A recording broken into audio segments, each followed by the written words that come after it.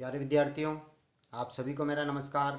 मैं डॉक्टर नेमीचंद कुमावत, सहायक आचार्य हिंदी विषय, राजकीय महाविद्यालय की आपके इस बीए प्रथम वर्ष विषय हिंदी साहित्य के द्वितीय प्रश्न पत्र की आज की इस ऑनलाइन कक्षा में मैं आप सभी का हार्दिक अभिनंदन और स्वागत करता हूं।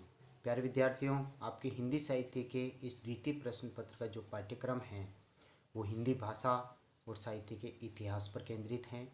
हिंदी भाषा पर 20-20 अंकों के 2 क्वेश्चन आपके आने वाले हैं मुख्य परीक्षा में, और हिंदी साहित्य के इतिहास से संबंधित 3 20-20 अंकों के क्वेश्चन आने वाले हैं। कुल 100 अंकों का ये प्रश्न पत्र हैं, जिसमें कुल 10 प्रश्न पत्र होंगे अथवा में होंगे, और उनमें से आपको 5 प्रश्नों के उत्तर देने हैं। 20 × 5 = 100 अंक, तो 3 घंटे का पेपर और 100 अंकों का ये पाठ्यक्रम होगा। हमने हिंदी भाषा से संबंधित पाठ्यक्रम को काफ़ी विस्तार से पिछली ऑनलाइन कक्षाओं में पढ़ लिया है। साथ ही हिंदी साहित्य के इतिहास से संबंधित आदिकाल, भक्तिकाल और रीतिकाल तक का हम विस्तार से अध्ययन कर चुके हैं। हाल ही की पिछली ऑनलाइन कक्षा से मैंने आधुनिक काल की विविध काव्य धाराओं से आरंभ किया था, जिसमें भारतेंदु युग के प्रमुख कवि, उनकी पृष्ठभूमि और भारतेंदु युग की काव्य प्रवृत्तियों से हमने पिछली ऑनलाइन कक्षा में पढ़ा था, जिसमें राष्ट्रीय भावना पहली प्रवृत्ति को हम पढ़ चुके हैं। उसी क्रम को जारी रखते हुए आज हम दूसरी जो काव्यगत प्रवृत्ति है भारतेंदु युग की, वो है सामाजिक दुर्दशा का चित्रण। रीतिकालीन कवियों ने समाज की ओर से अपनी आंखें बंद कर ली थी, किंतु भारतेंदु युगीन कवियों ने सामाजिक जीवन का यथातथ्य निरूपण करने में अपनी रुचि दिखाई है। आर्य समाज एवं ब्रह्म समाज जैसे सामाजिक आंदोलनों के प्रभाव से इस काल में नवीन सामाजिक और सांस्कृतिक चेतना का जन्म हुआ, सांस्कृतिक चेतना उदय हुई। कवियों ने विधवा विवाह, नारी शिक्षा, अस्पृश्यता का निवारण की ओर जनता का ध्यान आकृष्ट करते हुए अपनी रचनाएं प्रस्तुत की। यानी कहने का तात्पर्य नारी शिक्षा, विधवा विवाह आदि जो समस्याएं थी, इनकी ओर जनता का ध्यान आकृष्ट करने के लिए उन्होंने ओजस्वी कविताएं लिखी। सामाजिक रूढ़ियों को नकारते हुए बाल विवाह, विधवा विवाह, सती प्रथा, छुआछूत आदि को काव्य का मुख्य विषय बनाया गया, और सामाजिक कुरीतियों, छल कपट एवं पाखंडों का खंडन करने में इन कवियों ने बढ़ चढ़ कर के लेखनी चलाई और अपना पूर्ण योगदान दिया। भारतेंदु जी ने जो भारत दुर्दशा जो नाटक लिखा था, उसकी कुछ पंक्तियां यहाँ पर उदाहरणार्थ प्रस्तुत हैं। रोबऊँ सब मिली आबऊँ भारत भाई, अर्थात हे भारत भाइयों, तुम आकर के सब रो, अपनी दुर्दशा पर रो, हा भारत दुर्दशा देखी नहीं जाए। अर्थात इस भारत की दुर्दशा को अब नहीं देखा जा सकता, केवल रोने के सिवाय अब कुछ भी नहीं बचा है। इसी तरह से बाल विधवाओं की जो दुर्दशा हो रही थी उस समय, उस पर प्रताप नारायण मिश्र जी ने भी लिखा है। कौन करेजो नहीं कसकत, यानी ऐसा किस व्यक्ति का कलेजा है जो इस दुखद कहानी को सुनकर के उसका कलेजा टूक टूक नहीं हो जाता। विपत्ति बाल विधवन की, यानी बाल विधवाओं पर जो विपत्ति आ जाती है, उस कहानी को सुनकर के ऐसा कौन प्राणी होगा जिसका हृदय नहीं दहल जाता।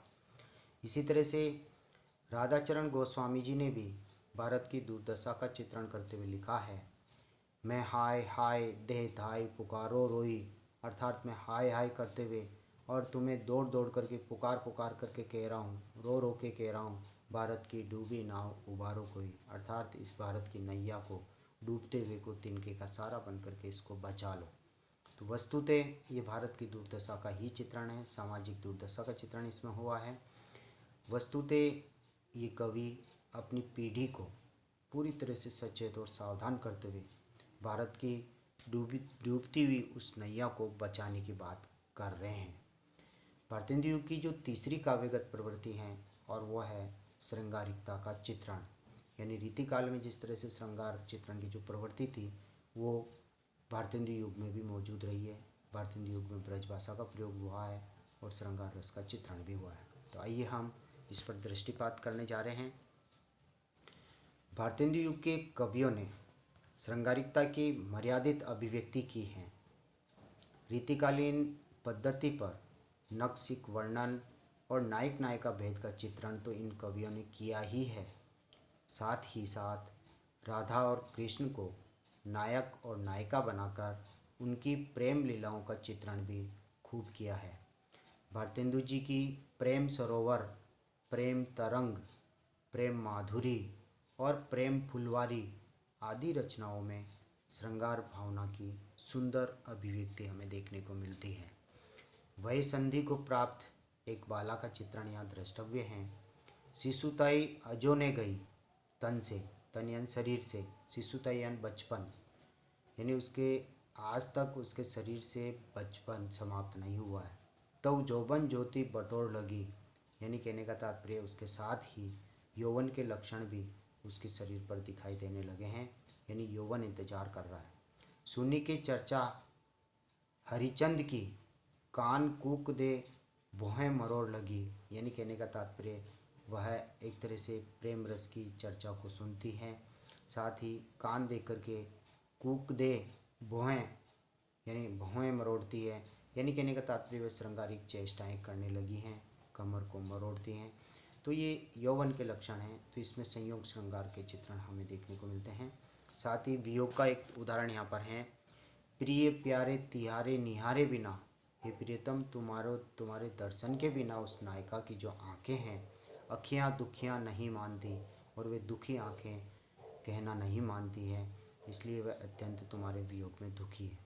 ठाकुर जगमोहन सिंह जी ने प्रेम संपत्ति लता में नायिका की वियोग दशा का जो चित्रण किया है, उसका एक उदाहरण यहाँ प्रस्तुत है। जगमोहन मोहनी मूर्ति के बिना कैसे कटे दुख की रतियाँ, यानी इस संसार को मोहित करने वाले जो सुंदर रूप हैं श्री कृष्ण, उनके बिना ये दुखों की रातें कैसे बिताई जा सकती है। तो यहाँ पर वियोगिनी स्त्री की दशा का चित्रण भारतेंदु जी ने किया है। चौथी काव्यगत विशेषता की ओर हम आगे बढ़ रहे हैं, और वह है भक्ति भावना की अभिव्यक्ति। भारतेंदु जी को भक्ति भावना पैतृक विरासत में मिली थी, और उनकी जो भक्तिपरक रचनाएं हैं उनमें प्रमुख हैं भक्ति सर्वस्व, वैशाख महात्म्य एवं कार्तिक स्नान। भारतेंदु जी पुष्टि मार्गीय भक्त थे, यानी वल्लभाचार्य जी के द्वारा जो पुष्टि मार्ग चलाया गया था उसी के अनुयायी भारतेंदु हरिश्चंद्र जी थे, और वल्लभ संप्रदाय में वे दीक्षित थे। इस संदर्भ में यह पंक्ति द्रष्टव्य है। मेरे तो साधन एक ही हैं, अर्थात मेरा तो एक ही साधन है। जग नंद लला, यानी संसार में बाबा नंद का पुत्र, वृष भानु दुलारी, और वृष भानु भानुयन पुत्री, यानी वृषभान की पुत्री जो दुलारी प्यारी हैं वो है राधा जी। यानी एक ही साधन है, एक ही भक्ति करने का माध्यम है राधा और कृष्ण। तो यहाँ पर वल्लभ संप्रदाय के लक्षण यहाँ पर भारतेंदु जी में परिलक्षित हो रहे हैं। सखा प्यारे कृष्ण के, गुलाम राधा रानी के, अर्थात हम कृष्ण के मित्र हैं, सखा हैं, साथी हैं, ग्वाले हैं, और राधा रानी के हम गुलाम हैं। उबारो दीन बंधु महाराज, उधारों का तात्पर्य उबार करना, यानी इन दिनों का उद्धार करने की प्रार्थना उन्होंने की है। ईश्वर के प्रति दृढ़ विश्वास व्यक्त करते हुए, अपनी दीनता का उल्लेख करते हुए उन्होंने उद्धार की कामना की है। उधारो दीन बंधु महाराज, हे दीनों के बंधु, हे कृष्ण, आप सभी का उद्धार कीजिए। जैसे हैं तैसे तुम्हारे ही, नई ओर को काज, कहने का तात्पर्य हम जैसी स्थिति में हैं वो बस तुम्हारे ही हैं, तुम्हारी शरण में हैं, और तुम्हारी भक्ति के सिवाय और हमारा कोई कार्य नहीं है। इसी तरह से प्रताप नारायण मिश्र जी और राधा कृष्ण दास जी के काव्य में निर्गुण भक्त कवियों जैसी भक्ति भावना भी विद्यमान है। उन्होंने संसार की नश्वरता, माया मोह के बंधन और विषय वासना की निसारता आदि का उल्लेख अपनी रचनाओं में किया है। प्रेमगन की अलौकिक लीला रचना अत्यंत प्रसिद्ध है।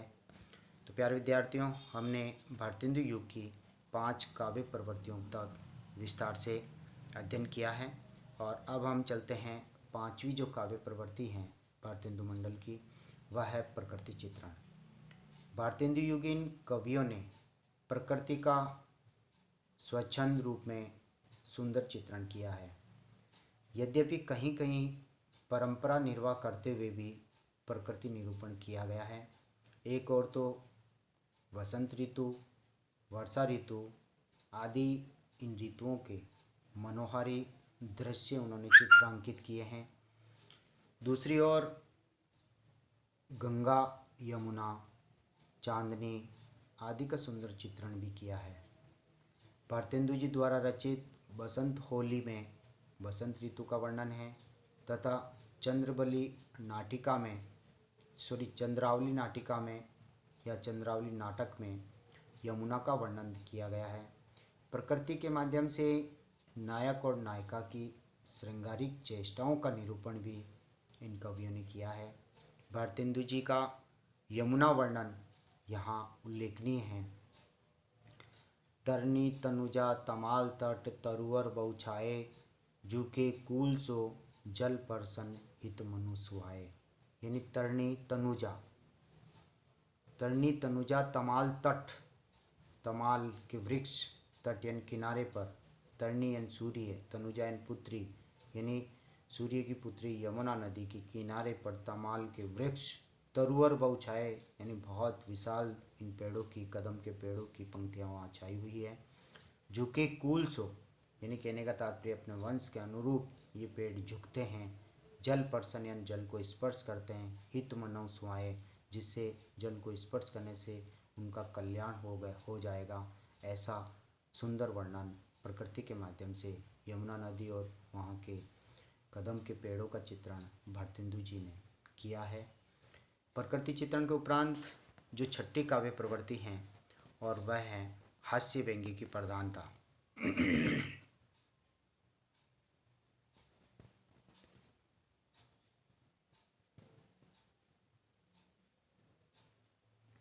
हास्य व्यंग्य की प्रधानता इस बिंदु में हम पढ़ेंगे। इस काल के कवियों ने हास्य व्यंग्य परक रचनाओं के महत्व को समझते हुए इनके माध्यम से अंग्रेजी शासन, पाश्चात्य सभ्यता, सामाजिक अंधविश्वास एवं रूढ़ियों पर इन कवियों ने करारी चोटें की हैं। भारतेंदु जी ने अपने नाटकों एवं एकांकियों में व्यंग्योक्तियों के माध्यम से तत्कालीन परिस्थितियों का सुंदर चित्रण भी किया है।